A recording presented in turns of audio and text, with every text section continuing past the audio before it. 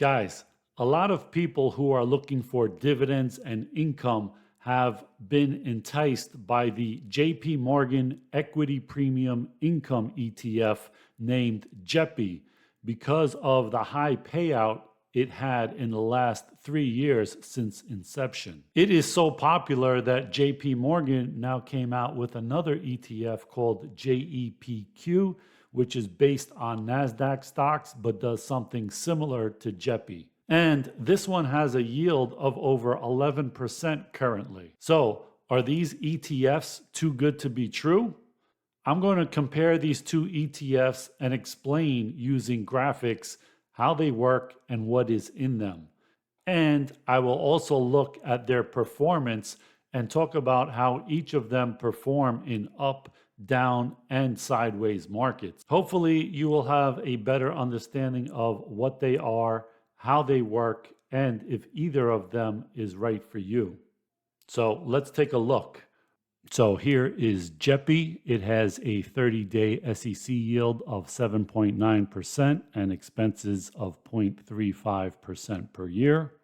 And since inception, which is about 3.5 years, it has returned about 11.5% per year versus 13.3% for the S&P 500 index. So these are their current holdings. Notice that the largest one is only 1.62% of assets, and it goes down from there. That is a lot different than JEPQ, which you will see. But then it also has these things called equity-linked notes, and we will talk about that in a little bit. So looking at JEPQ, it has a 30-day SEC yield of 11.68 and 0.35% expenses per year. And so it's only been around about 1.5 years. So since inception, it's only returned about 7% versus the Nasdaq 100, about 9.66%. And so looking at their top holdings, you'll see Apple is 8.6%, Microsoft 8.2%, and so on. And so it is highly concentrated in a lot of the big Nasdaq names. And so this is where it's different from JEPI. But it still also has the equity-linked notes. So the difference between these two is the beta of the stocks that they hold that make up 80% of their funds. So if you don't know, beta is basically the market return. So the S&P 500 has a beta of 1. So this line, I would say, is a beta of 1. So JEPI holds the majority of its stocks in low beta stocks that are about 0.7.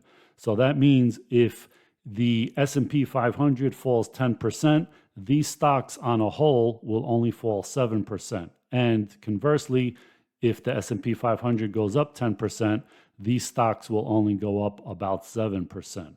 And it works the other way too with higher beta stocks. If the stock has a beta over 1, then it is going to go higher for a similar move in the S&P 500. And so there's a pretty good article here on Seeking Alpha. So the similarities between JEPI and JEPQ is that they both select stocks with return potential using JPMorgan's proprietary research and use an option overlay to generate income. This is the ELN.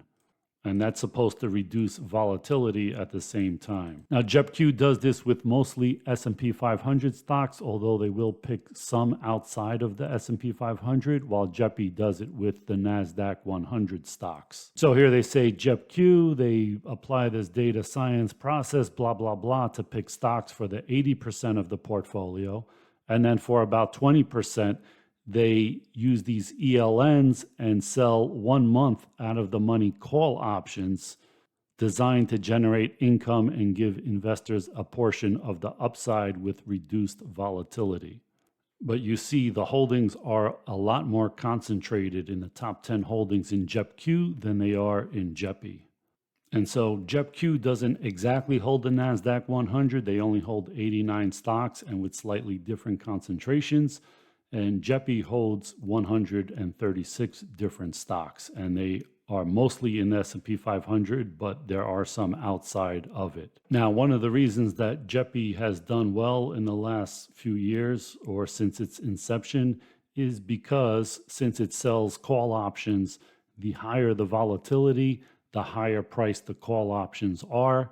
And so volatility was elevated in the last few years because of COVID. You see it was up here at 40 for a while and still into the 30s, and now we are down here at 14. So the premiums they got for selling calls up here are not going to be the same premium that they get for selling calls when the VIX is around 14 or 17 or so. So JEPI has been so popular with its high payouts that basically from January 2021, it had very little assets. Now it is even above this number. It's more like 29 billion assets under management, and JEPQ has about 3 billion. So this is a chart of the beta of JEPI going back to July 2021, and it's been as high as about 0.85 and as low as about 0.61, and this is from May 2023. Now, looking at the things that are in JEPQ, they have a much higher beta, and so these are the top holdings of JEPQ, and look at their betas.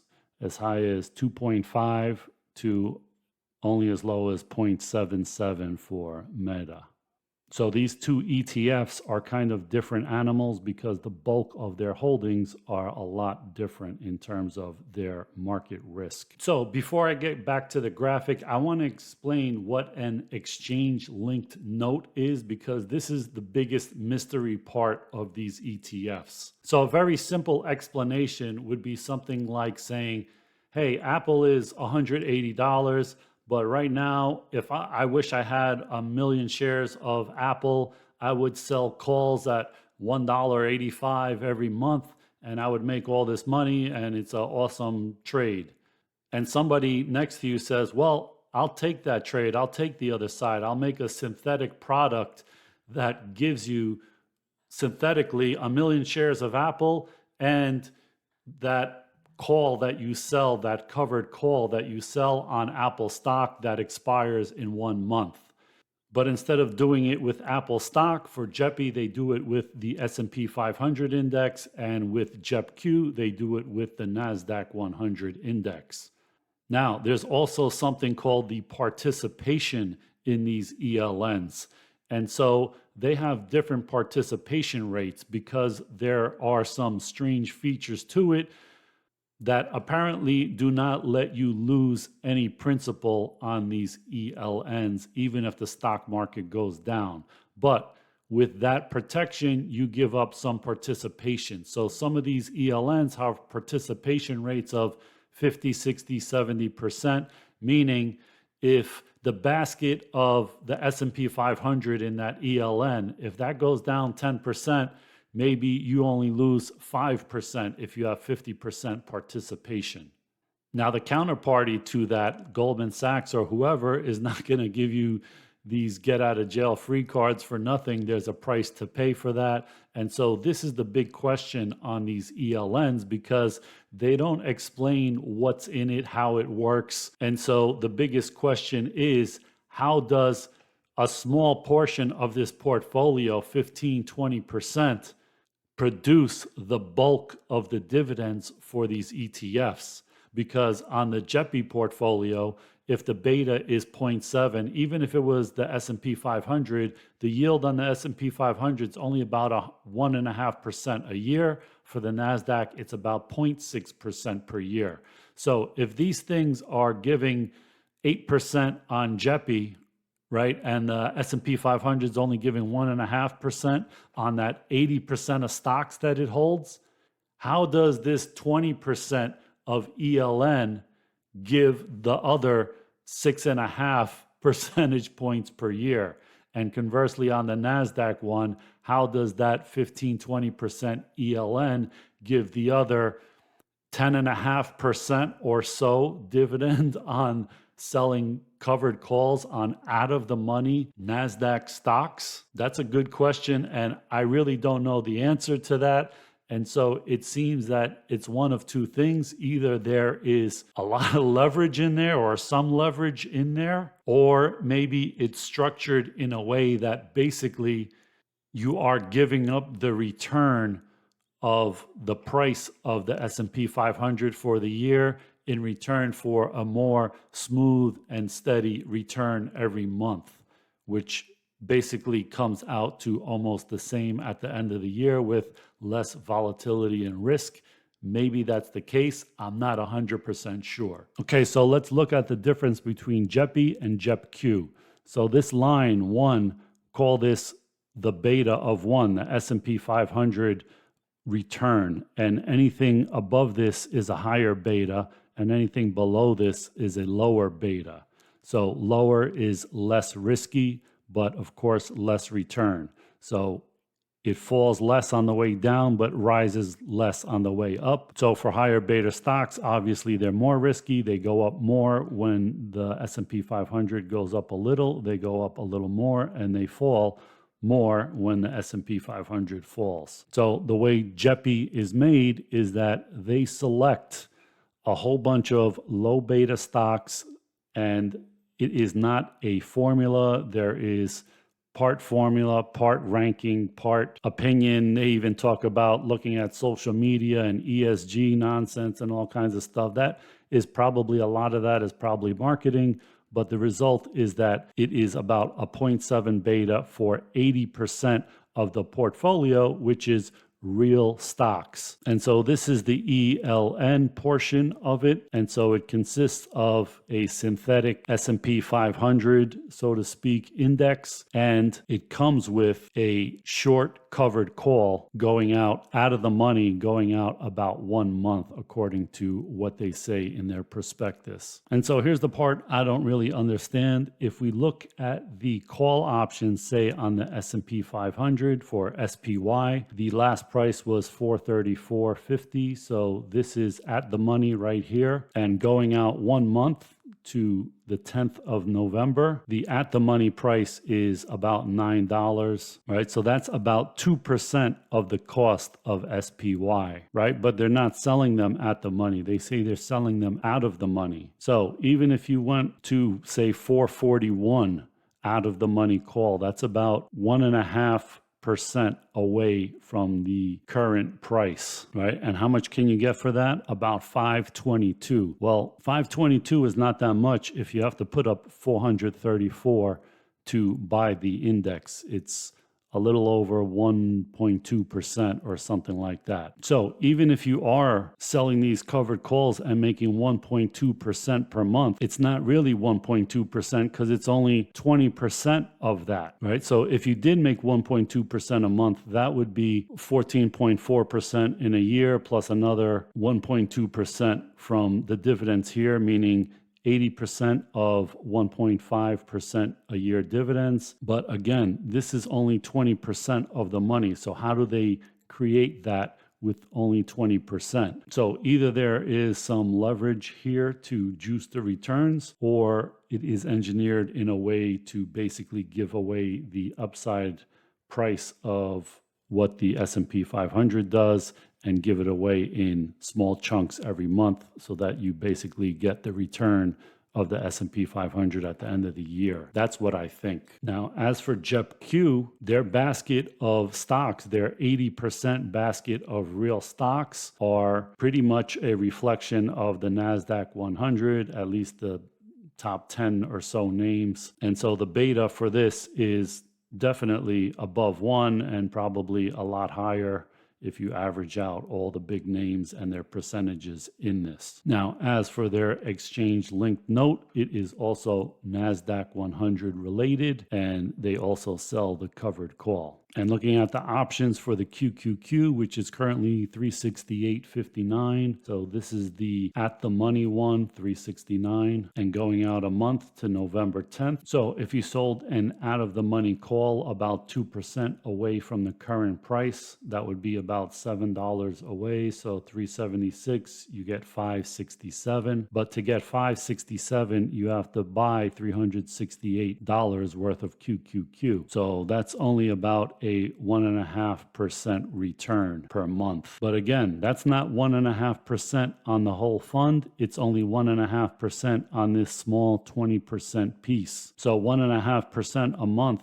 at only 20% would only add about 0.3% to the total dividends of the fund per month, or 3.6% a year. Add the 0.6% from this basket of Nasdaq 100 stock, and that's only like 4.2%. So where does the other 7 or so percent come from? Again, there has to be some leverage, or it has to be designed in a way that it gives away the upside of the Nasdaq 100 in small pieces per month. And so you get a nice return, but you don't get a lot of appreciation. So what does the monthly dividend on these things consist of? Well, 80% of it on the JEPI comes from the dividends from this 80% box of 0.7 beta stocks, plus the gain or loss on these stocks, plus the option premium on this covered call, and the gain or loss on the stocks that are in this box. Now, the gain is going to be capped to where the call is sold, right? It can't go higher than the call, because then you don't make any money above that. You have to sell the stock at this price that you sold the call at. And on the way down, it could go a lot lower, but depending on your participation rate, it may be capped to a certain extent. And so adding all this complicated stuff together gives you these really nice returns that everybody likes, but nobody really knows what's exactly under the hood in these investments. And if you look at the third quarter holdings from JEPI and JEPQ, you see the stocks they hold: McDonald's, Colgate, Kimberly-Clark, Procter & Gamble, right? Utilities, oil and gas, pharmaceuticals, some REITs, semiconductor, software, etc. So you see here are the equity linked notes. It's 14% of the fund's money, and they are through different banks. 1, 2, 3, 4, 5 different banks, just to diversify in case one or more of these banks blow up and cannot fulfill their part of the exchange linked note. But you see the participation rates here: 54%, 60, 72, 55, etc. So looking at JEPQ, you see a similar thing. Here's the stocks they have: retail, utilities, healthcare, IT services, etc. But also a lot of semiconductors, 13.6%, a lot of software, so a lot of tech names in this. But coming down to the equity linked notes, you see that, again, this is 15% of the fund. There are 5 different banks, and curiously, the equity participation on these are a lot higher than for JEPI: 84%, 80, 79, 87. And so lastly, let's just take a look at some of these charts. This is the monthly, weekly, and daily chart for JEPI. And you see it had a high in 2021 of like 63 and fell as low as 50. So that's about a 20% drop in a year, which is not that good, even if they are paying you 11% dividend or whatever. So these are not without risk. And JEPQ hasn't been around that long, but it had a high of 51.18 around May when it first came out, and did fall as low as 40. So again, another 20% drop. So whatever they're talking about of reduced risk and all of that kind of stuff, the reality is it did drop 20% within 1 year or so. And so did the rest of the market. So the QQQ, the Nasdaq, fell from about 300 when JEPI first came out in May 2022 to as low as about 254. And that's about a 15% drop from about the high to the low. So kind of similar to JEPQ as well. So now that we know kind of what these are, how do they perform in different types of markets? So when you're selling covered calls in an uprising market, your gains are capped to the call level that you're selling them at. So you're always going to be giving up some upside. So in a rising market, these don't do as well. As a matter of fact, in their perspective, they talked about JEPQ that it didn't do so well because they didn't have NVIDIA as one of their stocks, and NVIDIA was an outperformer and a large proportion of the Nasdaq. And so because of that, they underperformed in the last few quarters. These covered call type ETFs do best in kind of a sideways market. The market doesn't go up too much or too far down, and you just collect the call premium and keep doing that. And in a down market, it's not that great either, because if the market falls quickly, your covered call premium is not going to make up a lot for the amount of money you're losing on the big 80% of your stocks that are dropping in value. And your covered calls have to be kind of close to where the market is trading at. So if they fall 30% or so, and you're selling covered calls just 2-3% above that, if there's a bounce, you're going to get taken out on your covered call, and you're not going to participate with the recovery of your basket of stocks. So would I buy these? I'm not really so sure. And even if the ELN structure doesn't scare you off, you still have the basic covered call problem that they work best during sideways markets. Already you can see that the stocks have fallen from their highs a good amount, more than the dividends paid out. Personally, I think I would sleep better at night with ETFs like VIG, VYM, or SCHD if I wanted dividends, and maybe I could sell some calls on that once in a while. But if I wanted more risk, you can just buy the S&P 500 or Nasdaq 100 ETFs, or even more risk, buy stocks individually, of course. And the way I think, when things are written in a way that is very difficult to understand, and they don't tell you exactly what's in it, just vague talks about ELNs and things like that, usually the complexity is not there to help you, it's usually there to help them. And so I get very suspicious when I see things like that. I like to keep it very simple to understand exactly what's in it. So what do you think? Are the payouts in JEPI and JEPQ likely to last going forward? And are you considering investing in them? Let me know in the comments below. Thanks for watching, guys. I'll see you in the next one.